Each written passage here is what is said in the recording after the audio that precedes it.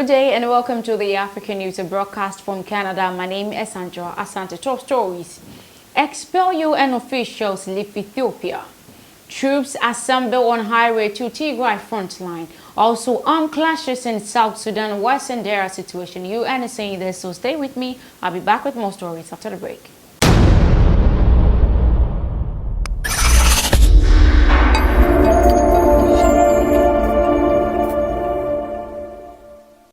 You're welcome back from the break to our first story. 7 UN officials who had until Sunday to leave Ethiopia have left for their safety, the organization's spokesperson Farhan says. The officials were accused of meddling in the country's internal affairs, especially in relation to the conflict in Tigray. The UN said it was shocked by the decision. I would urge all involved to step back, make sure the humanitarian crisis does not accelerate, and work together to resolve the situation, the UN General Assembly President Abdullah Shadiq told the BBC Pierre Antoine Dennis. The US condemned the expulsion, saying it will not hesitate to impose sanctions against those who obstruct humanitarian assistance. Ethiopia's ambassador to the UN called for a replacement for the expelled officials.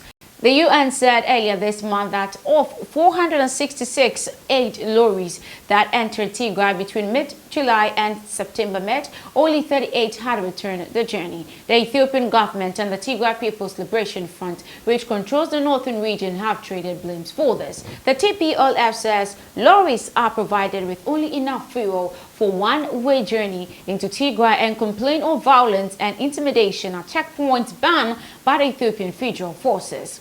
The Ethiopian government has rejected the suggestions that the shortage of fuel is impeding movement of lorries.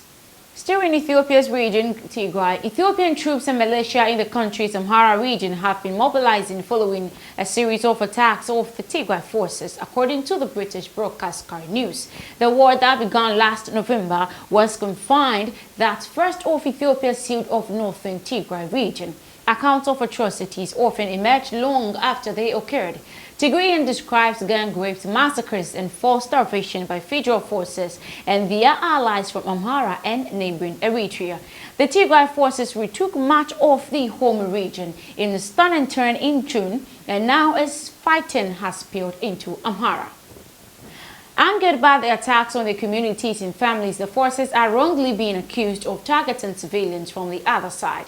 Members of the local militia unit in Amhara side, they said that the village of Aruga was held by Tigrayan forces for 3 or 4 days, which the local clinic and grain mill were burned.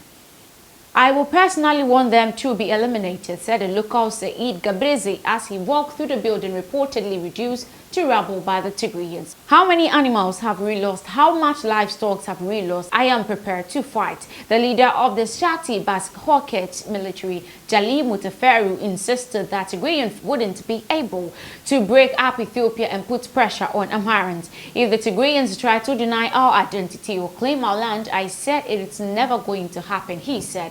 The Tigrayan Communication Affairs Bureau said allegations in place like Aruga were totally wrong and called for an independent investigation, Sky News reported.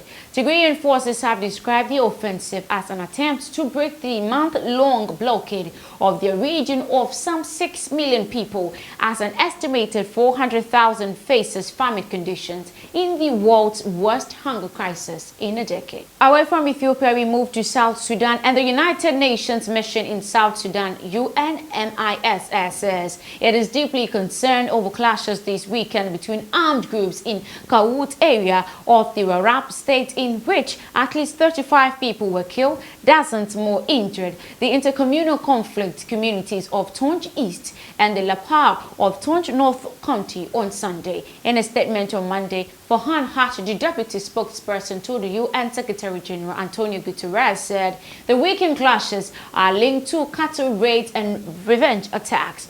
This is worsening an already dire humanitarian situation. He explained this one.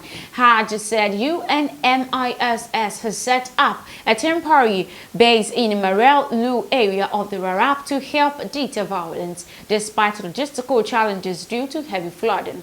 The mission is also supporting reconciliation and peace-building efforts, including holding conferences to resolve border and land dispute, tensions over the pastures and water points, as well as the proliferation of small arms among civilians, he said. The mission is reportedly also helping to bolster the legal situations in the area, such as mobile courts to hold those responsible for the violence accountable, and hundreds displaced from their home. A final story in Sudan, and Sudan's General Intelligence Service, GIS, on Monday killed 4 terrorists and arrested 4 others from different nationalities during a raid on their hideout in Khartoum.